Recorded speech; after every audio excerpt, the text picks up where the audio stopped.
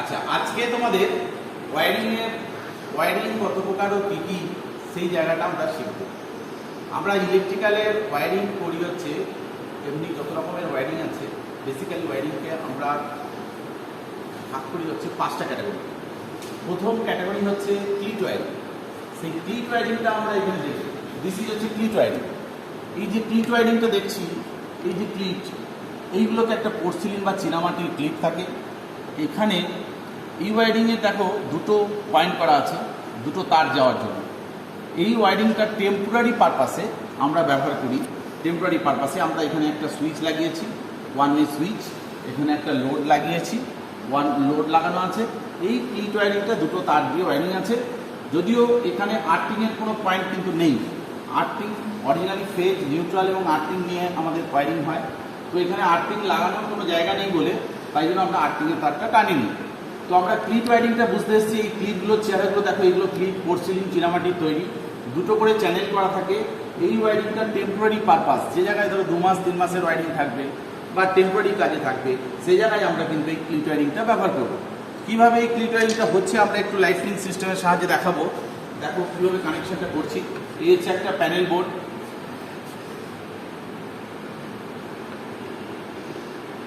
এই একটা wiring board use করেছি। ওয়ারিং বোর্ডেতে আমরা লাইনটা লাগাচ্ছি। কীভাবে আমরা লাইনটা লাগাচ্ছি, ফেজ এবং নিউট্রাল আমরা লাগাচ্ছি, ইন্ডিকেট করা আছে। ফেজ এবং নিউট্রাল লাইনটা দিয়ে দিলাম। দিয়ে দেওয়ার পর সুইচটাকে অন করে দিলাম। দেখো এই হচ্ছে ওয়ান ওয়ে সুইচ। এই ওয়ান ওয়ে সুইচের যেই সুইচটা অন করলাম, লাইটটা জ্বলে গেল। এবারে ওয়ারিংটা বুঝবো কীভাবে এলো।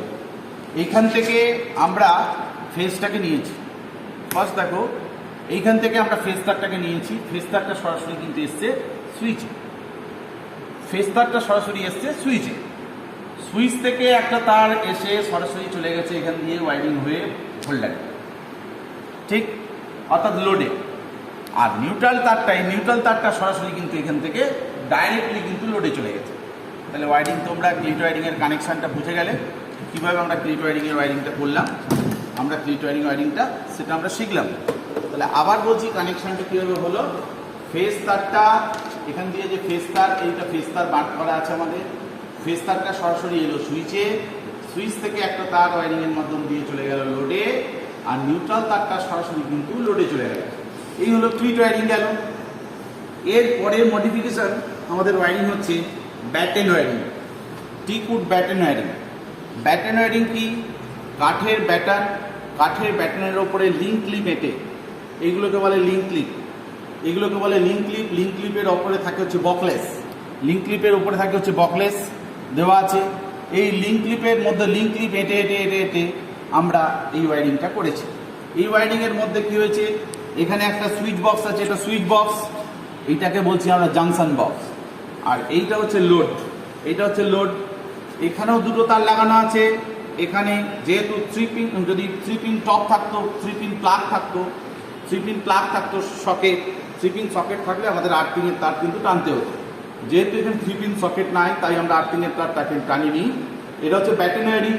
কাঠের ব্যাটেনের ওপর দিয়ে লিঙ্ক ক্লিপ একটা নির্দিষ্ট দূরত্বে এঁটে আমরা যে ওয়ারিং করি, এই ওয়ারিংটাকে বলি হচ্ছে ব্যাটেন ওয়ারিং। এটাকে আমরা জাংশন বক্স বলি, এটাকে আমরা সুইচ বক্স বলি, এটাকে আমরা লোড বলছি। লোড কানেকশন হচ্ছে এই কাঠের ব্যাটেনের ওপরে ওয়ারিং অত্যন্ত টেকসই এবং দেখতেও খুব সুন্দর, অনেক দিন চিরস্থায়ী হয়। আগে বাড়িতে এই ওয়ারিং খুব হতো, ইন্ডাস্ট্রিতেও হতো, ওয়ার্কশপে হতো, বিভিন্ন জায়গাতে এই ব্যাটেন ওয়ারিং কিন্তু প্রভাব দেখা যেত। কিন্তু এই ওয়ারিংয়ের ডিসঅ্যাডভান্টেজ কি? এই ওয়ারিংয়ের ডিসঅ্যাডভান্টেজ হচ্ছে বাড়ি যদি রং করা হয় বা ওয়ার্কশপ যদি রং করা হয়, রং করলে রংটাই তারের উপরে লেগে যেত। তার ফলে এখানে কিন্তু তারগুলো বেশি দিন টিকতো না, তার ফলে এই তারটা কিন্তু নষ্ট হয়ে যেত। সেই কারণে এই ব্যাটেন ওয়ারিং কিন্তু আমাদের প্রায় এখন আস্তে আস্তে মুছে যাচ্ছে। কিন্তু এটা করতে গেলে খুব দক্ষ কারিগরের দরকার, দক্ষ টেকনিশিয়ান হতে হয়, ভালো কাঠের কাজ জানতে হবে, ভালো বেন্ডিং তৈরি করতে হবে, এলপো তৈরি করতে হবে, বেন তৈরি করতে হবে। সমস্ত তৈরি করার জন্য আমাদের ইলেকট্রিক্যালের ছেলেরা এই ব্যাটেনের কাজ, কার্পেন্ট্রি ওয়ার্কের কাজও কিন্তু করে। এখন এই ব্যাটেন ওয়ারিং দেখতে খুব সুন্দর, টেকসই এবং খরচবহুল, মানে করতে অনেক খরচাও আছে এবং অনেক দিন লং টার্ম এটা টেকে। এর পরের ওয়ারিং যেটা মডিফাই হলো, সেটা হলো হচ্ছে পিভিসি পাইপের ওপরে পিভিসি পাইপের উপরে, পিভিসি পাইপের মধ্য দিয়ে যে ওয়ারিং হয় সেটাকে বলছি হচ্ছে সারফেস কন্ডুইট ওয়ারিং। সারফেসের উপরের দিক দিয়ে যে ওয়ারিং, সারফেসের উপরের দিক দিয়ে ওয়ারিং, দেখো এটা হচ্ছে কন্ডুইট, সারফেস কন্ডুইট। দেওয়াল, এটা দেওয়ালের উপর দিয়ে কন্ডুইট পাইপ বেড়ে বেড়ে আমরা নিয়ে গেছি। এই পাইপটাকে যে মারা হয়েছে, এই লাগানো হয়েছে, এই লাগানোর জন্য এই যে এইগুলোকে ব্যবহার করেছি আমরা, এটাকে আমরা বলছি স্যাডেল। এই দুটো হচ্ছে স্যাডেল, এই স্যাডেল, এই স্যাডেল, এই স্যাডেল, এই স্যাডেল, এই স্যাডেল, এগুলোকে আমরা বলছি স্যাডেল।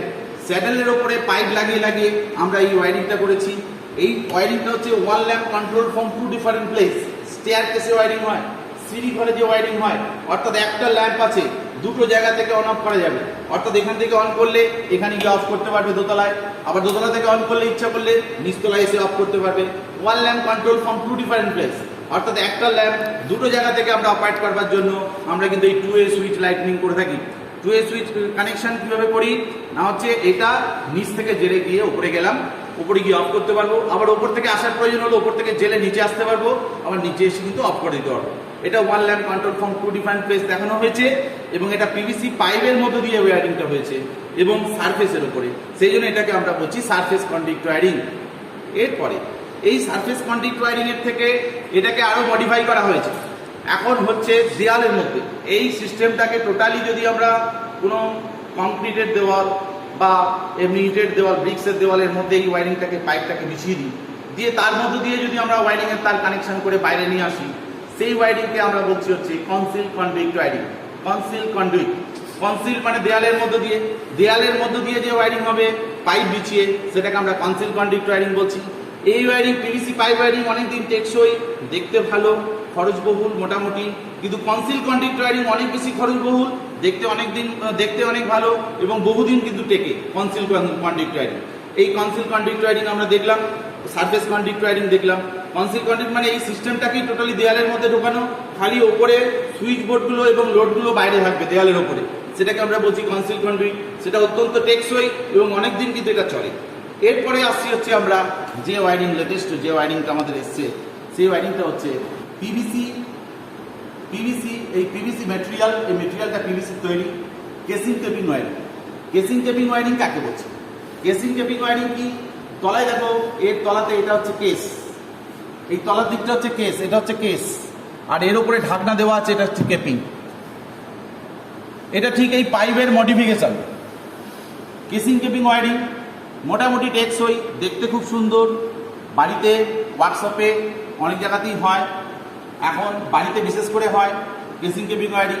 তবে সবচেয়ে বেশি ওয়ার্কশপে যে ওয়ারিং হয় সেটা সব কিন্তু সারফেস কন্ডাক্ট ওয়ারিং হয়। এই সারফেস কন্ডাক্ট ওয়ারিং পিভিসি দিয়ে হতে পারে, আবার মেটাল দিয়ে হতে পারে। পিভিসি দিয়ে হলে তার টেকসই ক্ষমতা ভালো, আগুন থেকে রক্ষা পাওয়া যাবে। আর মেটালের conduct wiring, MS conduct pipe, MS এর যে পাইপ ছিল সেই পাইপের মধ্যেও কিন্তু সারফেস কন্ডাক্ট ওয়ারিং আগে ওয়ার্কশপে হতো। এখন এমএস কন্ডাক্ট ওয়ারিং এর প্রায় ব্যবহার কমে গেছে, এখন সব জায়গাতে পিভিসি কন্ডাক্ট ওয়ারিংই হচ্ছে। এখন যেটা বাড়িতে বিশেষ করে হচ্ছে সেটা হচ্ছে কেসিং কেবিং ওয়ারিং।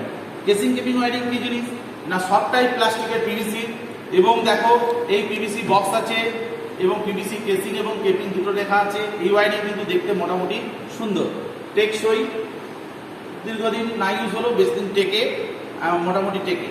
এখন এই কেসিং কেবিং এত রকমের টাইপসের ওয়ারিং আমরা কিন্তু শিখে গেলাম, কি কি টাইপসের ওয়ারিং হবে। এরপরে ওয়ারিং এর যে সমস্ত অ্যাসেসরিজ দেখো, এইটা হচ্ছে ওয়ান ওয়ে সুইচ। এটা হচ্ছে ওয়ান ওয়ে সুইচ, মানে একটা ওয়ে আছে। এই হচ্ছে ফিউজ, এই হচ্ছে ইন্ডিকেটার, এই হচ্ছে সকেট।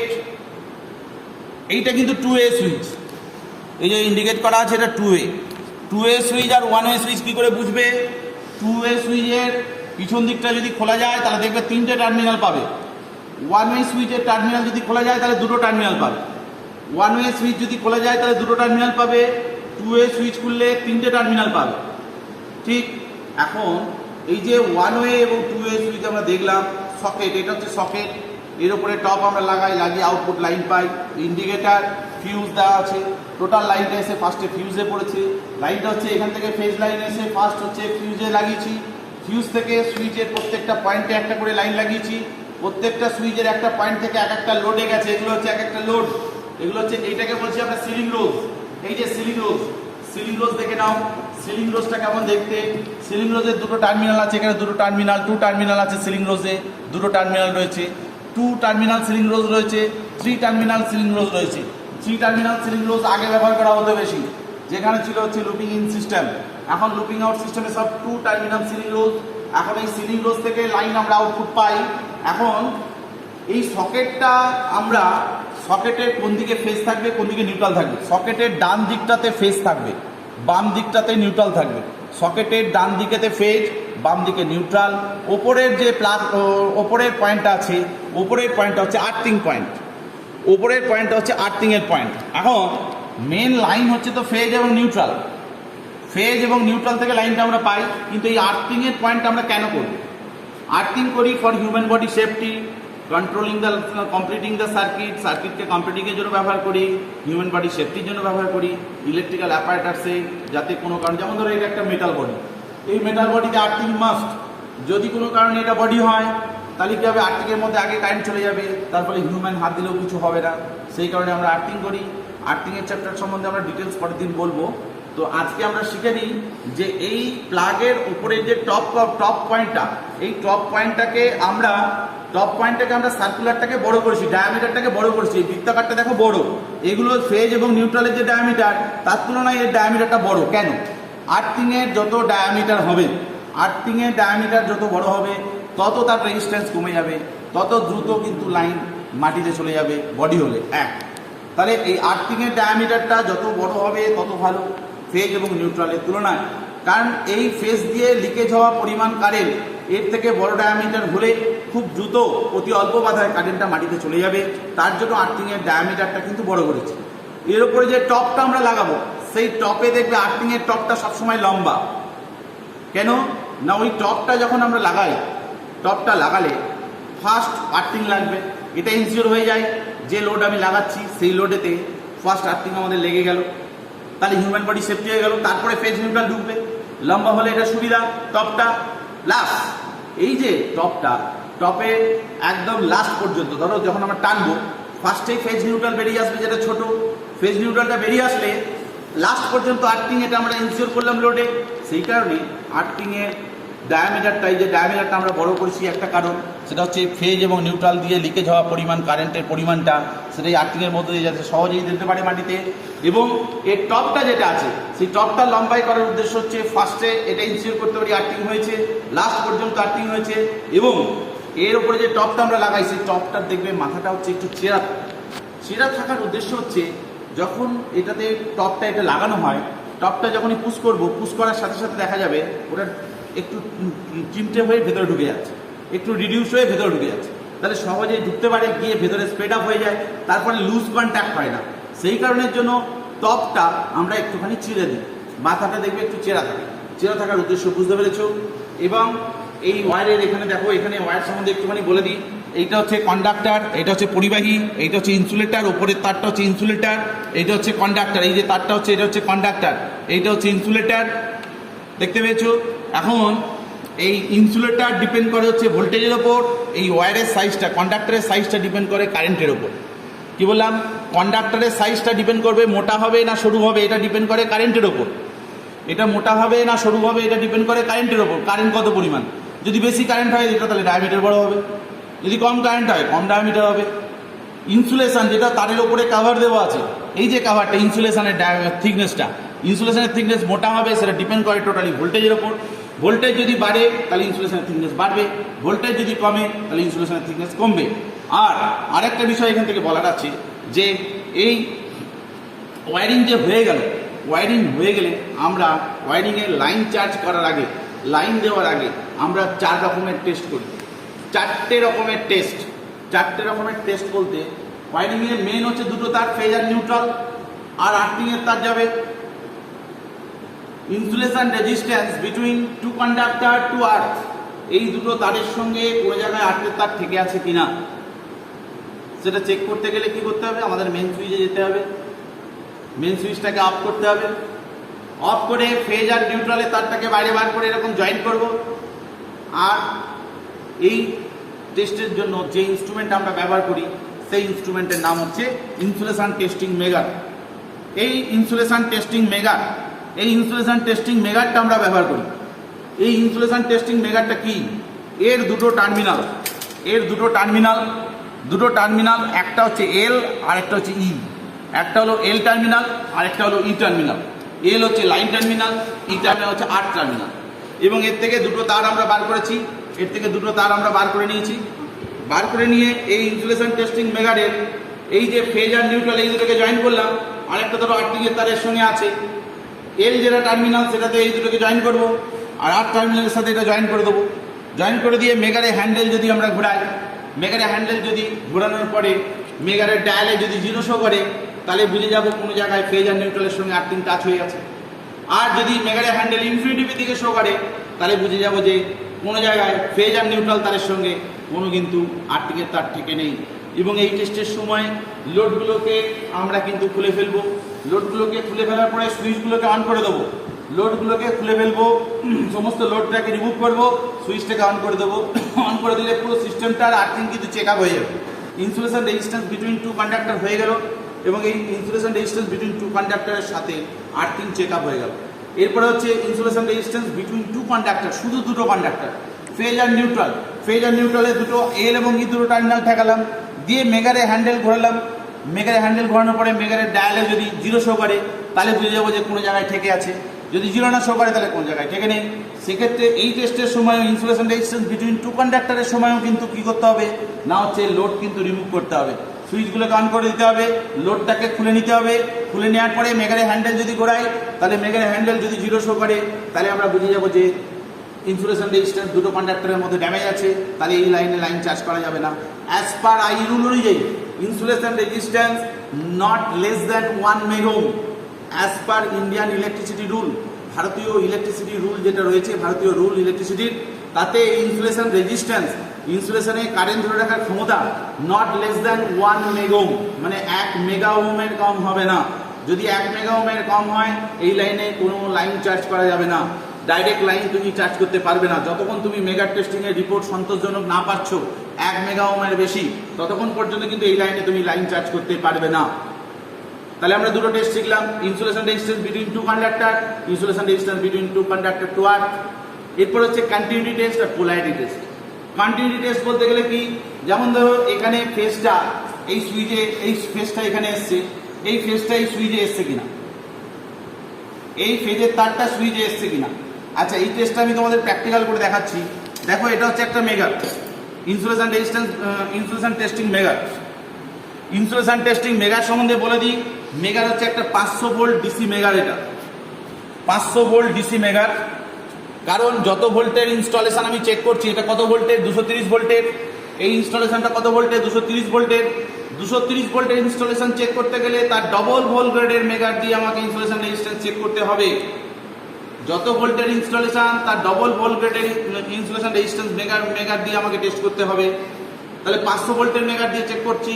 এটা একটা ডিসি সান জেনারেটর, কারণ এর থেকে হ্যান্ডেলটা যখন আমি অপারেট করছি, তখন এর থেকে ডিসি কারেন্ট বেরোচ্ছে। এখন এই ডায়ালের মধ্যে কত থেকে কত পর্যন্ত দাগ কাটা আছে দেখো। 0 একদিকে আছে ইনফিনিটি। ইনসুলেশন টেস্টিং মেগারের ডায়ালে দাগ কাটা আছে 0 থেকে ইনফিনিটি, এবং মেগারের মাঝখানে লেখা থাকবে হচ্ছে মেগা ওহম। এখন এর ডায়ালটা দেখো, এই যে পয়েন্টারটা আছে 0তেও নেই, ইনফিনিটিতেও নেই। কারণ এই মেগার সম্বন্ধে যখন আমি বলবো, এই মেগারের মধ্যে কোনো কন্ট্রোলিং টর্কের ব্যবস্থা রাখা হয়নি। কোনো কন্ট্রোলিং টর্কের ব্যবস্থা রাখা হয়নি বলে এর পয়েন্টারটা যে কোনো এক জায়গায় ফিক্সড থাকে।